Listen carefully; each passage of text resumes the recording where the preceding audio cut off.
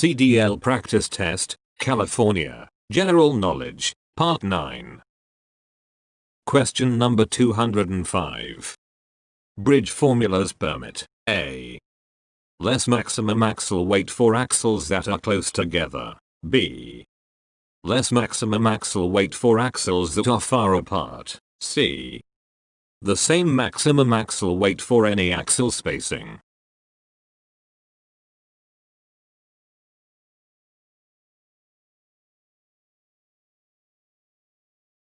The correct answers here. A. Less maximum axle weight for axles that are close together. Explanation.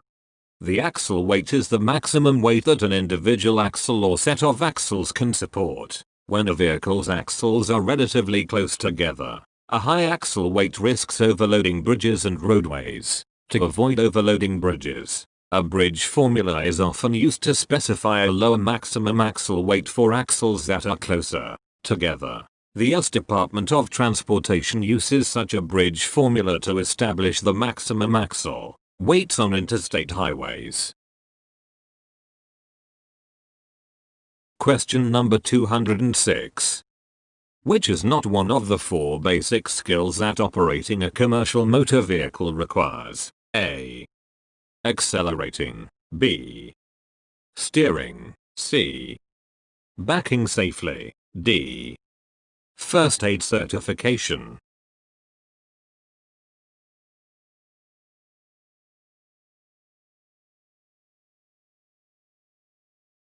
The correct answers here. D. First aid certification. Explanation.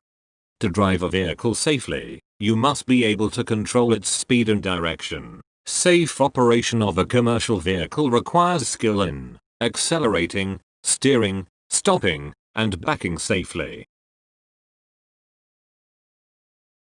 Question number 207. For your safety, when setting out reflective triangles, you should A. Carry the triangles at your side. B. Keep them out of sight while you walk to the spots where you'll set them out. C. Hold the triangles between yourself and oncoming traffic.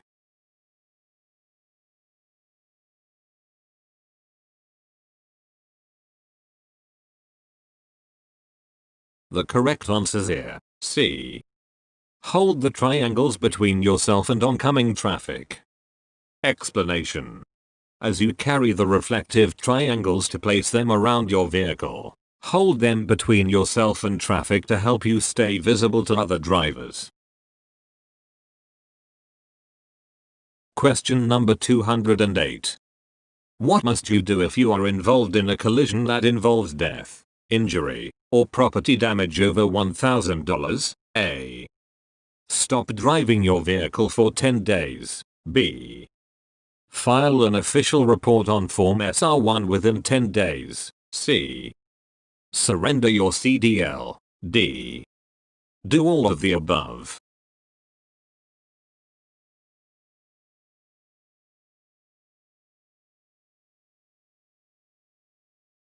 The correct answers here. B. File an official report on Form SR1 within 10 days. Explanation. If any such incidents occur, you must file an official report using Form SR1 within 10 days. Your employer will have its own rules about company reporting and driving its trucks. Question number 209. Hydroplaning. A. Is more likely when the tire pressure is low. B. Only occurs at speeds above 50 miles per hour. C. Cannot occur while driving through a puddle.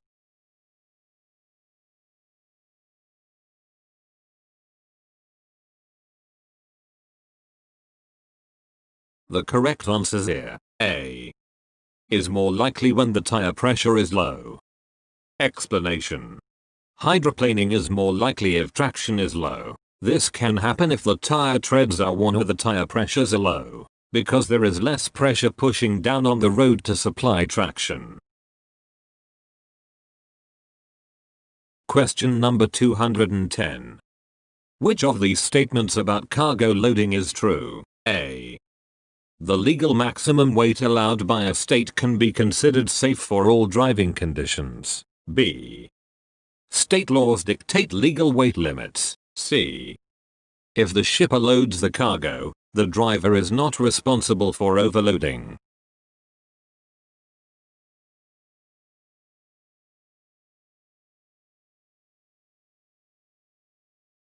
The correct answer is here. B. State laws dictate legal weight limits. Explanation. You are always responsible for making sure your vehicle and its cargo meet all legal weight limits imposed by states. States impose limits on both vehicle weights and axle weights. Question number 211. Too much weight on the steering axle can cause the following. A. Hard steering. B. Damage to the steering axle. C. Damage to the tires. D. All answers are correct.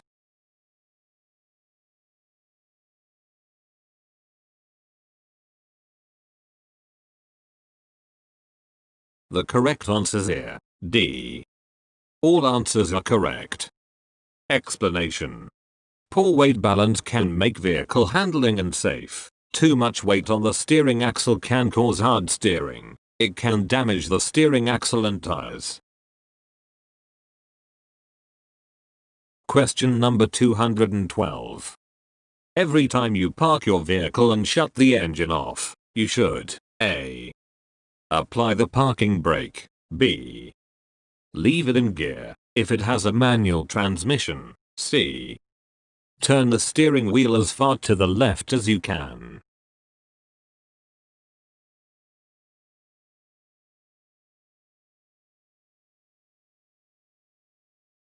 The correct answer is here. A. Apply the parking brake. Explanation. Whenever you park your vehicle, set the parking brakes. There are only two exceptions. Open bracket. 1. If the brakes are very hot, applying the parking brakes might damage them. Open bracket. 2. If the brakes are wet, applying them in cold temperatures might cause them to freeze, immobilizing your vehicle. In these two situations, use wheel chocks instead. Question number 213. What is hydroplaning? A. When you hit a pothole. B. Driving in the snow. C. When the tires skim over the road surface.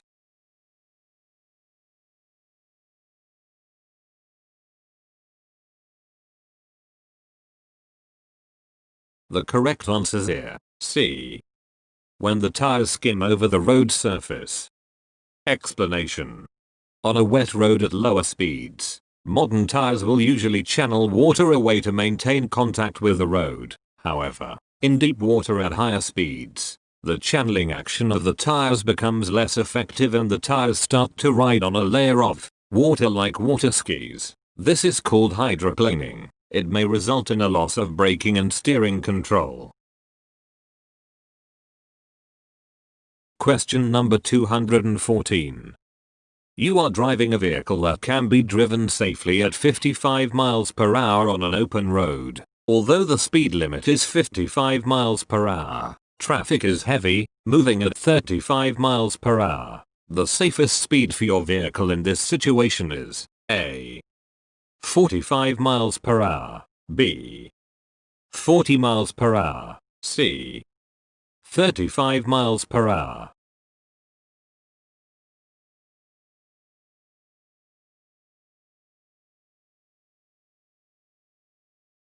The correct answer is here. C. 35 miles per hour. Explanation.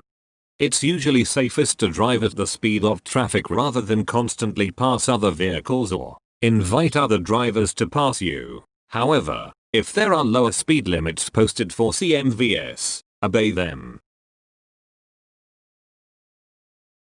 Question number 215. If a vehicle is equipped with circuit breakers, should you carry spare fuses? A. No, every vehicle comes with an extra set. B. Yes, this is mandatory. C. Carrying extra equipment is the driver's preference. D. No, this is not necessary.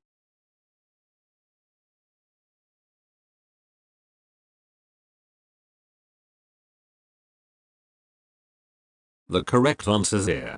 D. No, this is not necessary. Explanation. If your vehicle is equipped with circuit breakers, that means it doesn't use fuses, so you do not need to carry spare electrical fuses. See this regulation, and 93.95 emergency equipment on all power units, open bracket, B, spare fuses. Power units for which fuses are needed to operate any required parts and accessories must have at least one spare fuse for each type size of fuse needed for those parts and accessories. Question number 216. How far ahead should you look? A. 12-15 seconds. B. 15-30 seconds. C. 5-10 seconds.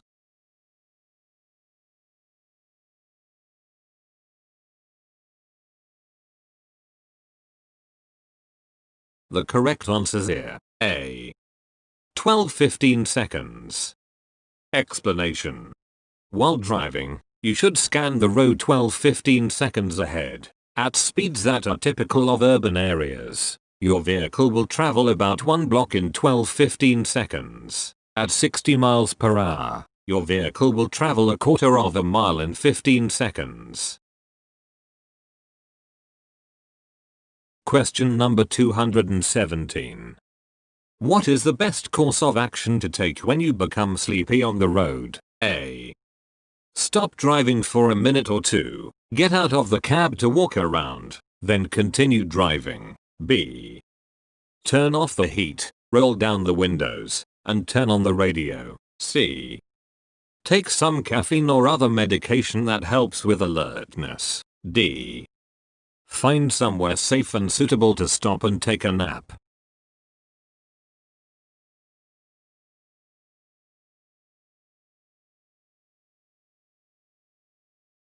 The correct answer is here. D. Find somewhere safe and suitable to stop and take a nap. Explanation. When your body becomes fatigued and you need to sleep, there is only one solution that will work. Sleep. In this situation, you must find somewhere suitable to pull off of the road and take a nap. Question number 218. What should you do before driving if you are sleepy? A. Get some sleep. B. Take some caffeine pills. C. Drink some coffee.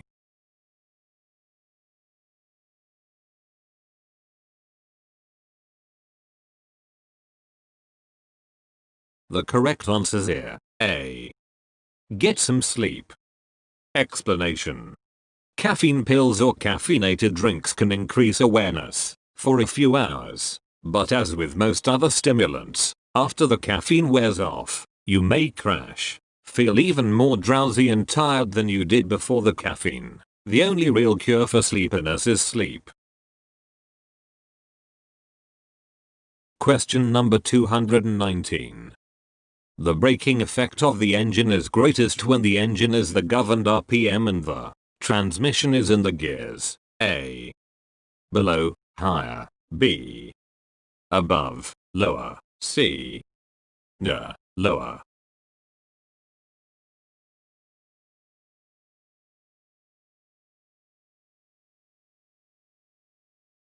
The correct answer is here. C. Lower. Explanation.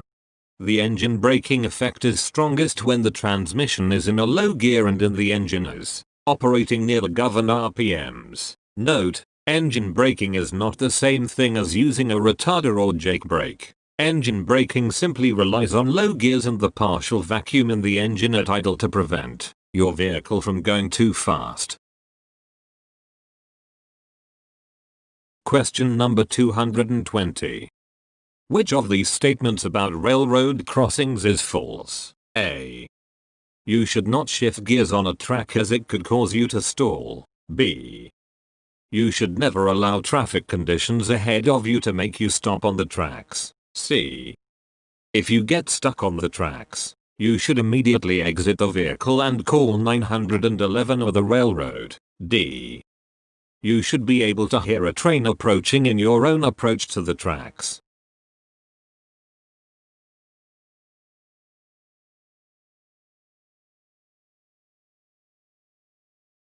The correct answer here, D.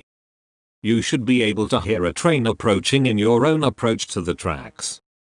Explanation. You should never expect to be able to hear a train approaching due to the noise in your cab, and as a result, should carry out your own strenuous visual observations. Question number 221. What is the correct amount of tread needed on your tires? A. A minimum of 1/2 inch on all tires. B. 4/32 of an inch on all tires except the front tires. C. A minimum of 1/2 inch on front tires. D. At least 4/32 of an inch on front wheels.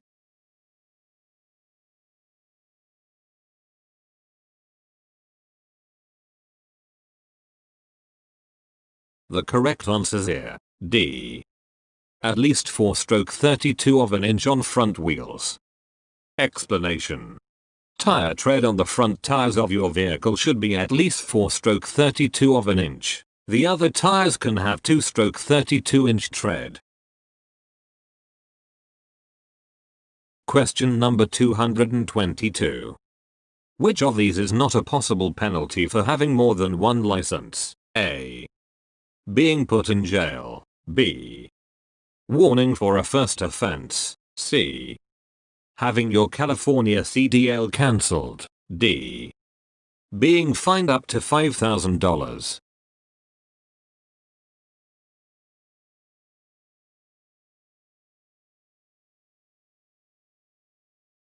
The correct answer is here, B. Warning for a first offense. Explanation. Having more than one license is a very serious matter. The first time you are convicted, you will be fined, sent to jail, or have your CDL cancelled. Question number 223. A key principle to remember about loading cargo is to keep the load A. to the front, B. balanced in the cargo area, C. to the rear.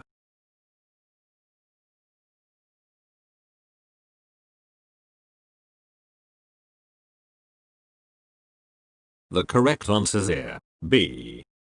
Balanced in the cargo area. Explanation. Keep your load of cargo balanced. You need enough weight on both the steering and drive axles for adequate traction. However, too much weight on the steering axle can cause hard steering and even damage the steering axle and tires. Too much weight on one side can increase the risk that the cargo will shift. Question number 224. Which of these is not a common cause of vehicle fires? A. Flammable cargo. B. Underinflated tires. C. Halogen headlights. D. Problems in the electrical system.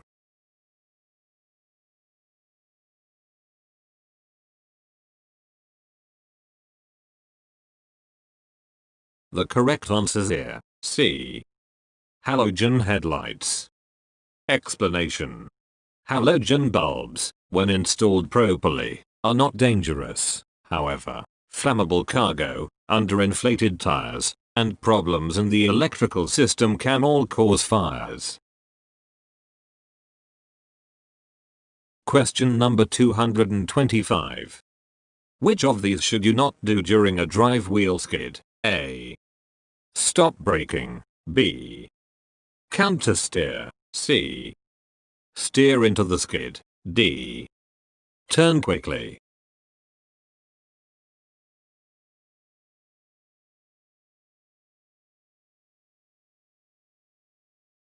The correct answer is here, C. Steer into the skid. Explanation. Large vehicles have a tendency to keep right on turning, which means you could find yourself skidding the opposite way unless you come to steer. Question number 226. Which of these statements about certain types of cargo is true? A. Oversized loads can be hauled without special permits during daylight hours. B. Unstable loads such as hanging meat or livestock require extra caution on curves. C. When liquids are hauled, the tank should always be loaded completely full.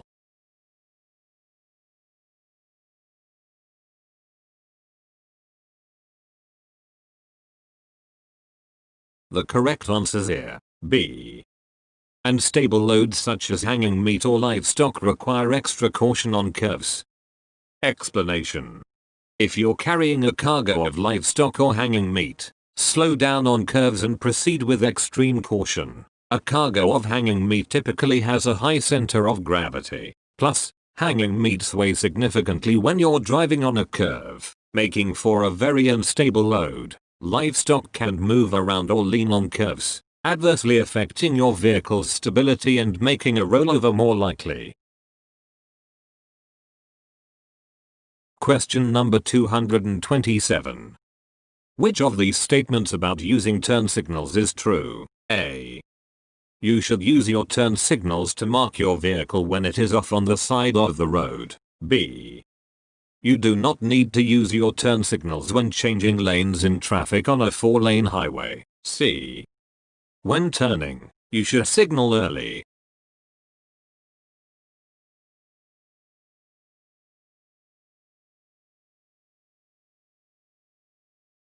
The correct answer here, C.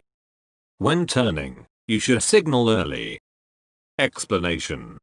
Whenever you intend to turn or change lanes, start to signal well in advance and keep signaling until you've completed the maneuver. Then turn off your signal if it hasn't already turned off by itself. Question number 228. When should you check your mirrors when starting and completing a lane change? A.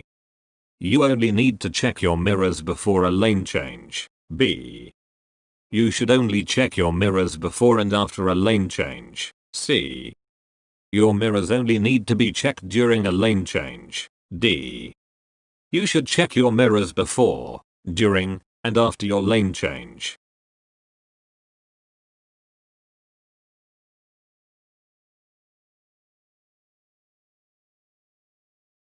The correct answer here, D. You should check your mirrors before, during, and after your lane change. Explanation. Your mirrors should be checked throughout the entire lane changing process to ensure that no one is in your blind spots and that there is enough clearance for you to make the lane change, and to provide the best safety you can toward yourself and other drivers.